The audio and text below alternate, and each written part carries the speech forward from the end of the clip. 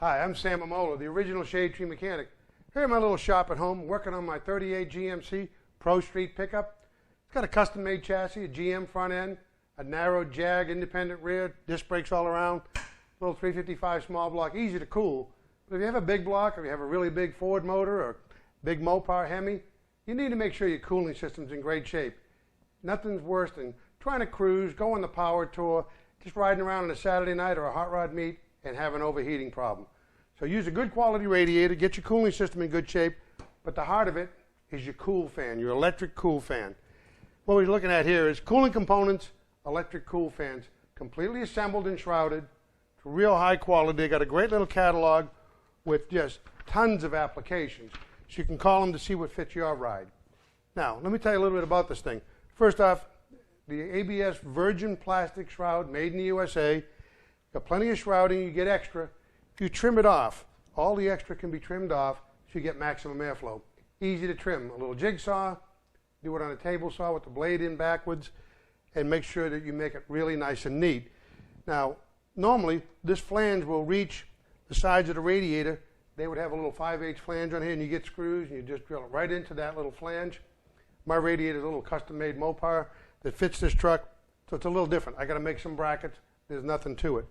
The fan has nice steel brackets holding the fan motor, and again, high-quality industrial-grade motor. It's brushless, 300-watt, 12-volt, not going to wear out. It's going to run forever. It's quiet operation. It's got an S-blade, but it moves maximum CFM, and that's what you're looking for. The cubic feet per minute flowing through the radiator. That's why you want a quality fan. Stay away from those cheap fans you find in the swap meets. Not going to do you any good. Again, this fan has a little bit of a rake to it. It's tipped in at the bottom just a little bit.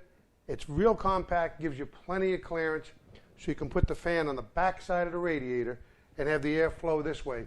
It's much more efficient than a pusher. And don't forget, in front of your radiator, you can have your AC condenser, perhaps even part of a transmission cooler. Now, with the fan motor, you get this really nice wire harness. 10, 12 gauge wires, heavy ground, and the ground gives you most of your problems. So I'm going to show you exactly how to make a good ground, how to take care of things. You also have two more wires. You've got a high speed and a low speed.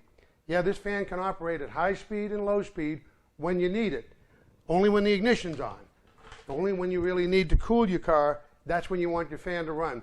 Saves the fan, saves noise, saves horsepower, and it's all controlled by the DFR 4040 from Cooling Components. Double relays, high speed and low speed relay. It's got a little potentiometer here. You adjust it, and you can set the temperature that the fan comes on. When it cools the engine down 10 degrees Fahrenheit, the fan cycle off. It's got a really high quality wire harness. It's simple to hook up. I'm going to show you exactly how to do it. Cooling Components supplies a really nice color wiring diagram with their controller. It's real easy to do, real easy to follow. That's a little small for camera, so I took the liberty to have some of my artwork and draw a little bit bigger one here. Here's the controller. It mounts easily with two screws. Put it on the back of the core support in the engine compartment. Keep it away from the headers if you can. First thing we'll deal with is the temp probe. This is a really easy operation. It slides into the fins of the radiator near the inlet, hottest part of the radiator. That tells it when the radiator fans need to come on. If the lead's a little short, it's not polarity conscious, all you need to do is cut it, splice in a couple of 18 gauge wires, a little heat shrink, a little solder, do a nice job. If you look at the red wires coming out of the controller, those red wires are these right here, and they go directly to the battery. You want to go as close to the battery as you can. If the battery's in the trunk or under the car, go to where the heavy battery cable goes on the starter solenoid. Just protect these from heat. And they're fused. Got two 30-amp fuses that are replaceable. Gives you circuit protection. The next thing we deal with is the blue wires and the orange wires. Again, nice heavy wires. You can see the blue wire is the high-speed relay. Goes down and attaches to the brown wire of the cool fan. Then the orange wires come down here and hit the gray wire coming out of the cool fan. That's your low speed. The third wire coming out of the cool fan is your black, your ground. Make sure you got a good chassis ground. Use a bus bar and tie all these grounds together with a wire going right to the battery. And the next thing we deal with, of course, is the yellow wire. And you can do these in any order. The order I'm going in. Yellow wire goes over to an ignition switch fuse. That's a fuse that's live only with the key on. That'll activate the controller. So only when the switch is on, your fans won't run when the car is off. Then, of course, we got a black wire, which is ground. It's coming out of here, goes right to a good chassis ground. And then that covers everything except for the green wire. Now, the green wire is really neat because that comes out of the fan controller, and that runs over here to your trinary switch. Your trinary switch can be found on your AC receiver dryer. And it has the wires on it. They're color coded, usually black and green, red and white, black. And the color schematic is right there. And what happens is, what a trinary switch does is controls your compressor.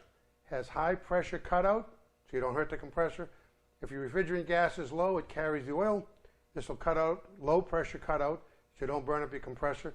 Also, the way this is wired, if you turn the switch on for the AC, the cool fan will come on.